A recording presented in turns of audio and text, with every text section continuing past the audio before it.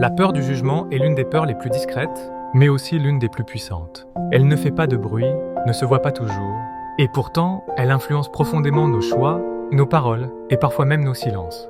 Très souvent, elle agit avant que l'on en ait conscience, comme un filtre, invisible entre ce que l'on pense réellement et ce que l'on ose montrer aux autres.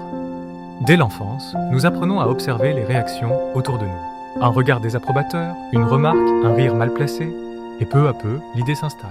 Être accepté passe par le fait de correspondre à certaines attentes. Le jugement devient alors une boussole sociale, parfois utile, mais souvent limitante, qui nous pousse à nous adapter avant même d'exister pleinement. Avec le temps, cette peur se transforme. Elle ne vient plus seulement des autres, mais de nous-mêmes.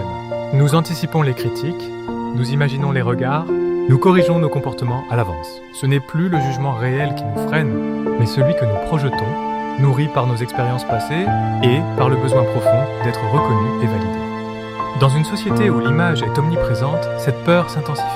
Les réseaux sociaux, les comparaisons constantes et la mise en scène permanente de soi créent un environnement où le regard extérieur semble toujours présent. Chaque choix devient potentiellement observable, chaque différence potentiellement jugée. Finalement, la peur du jugement révèle quelque chose de profondément humain, le désir d'appartenir, d'être accepté sans être rejeté. Mais elle pose aussi une question essentielle, jusqu'où sommes-nous prêts à nous adapter pour éviter le jugement ? Et à partir de quand ce silence intérieur nous éloigne-t-il de ce que nous sommes vraiment ?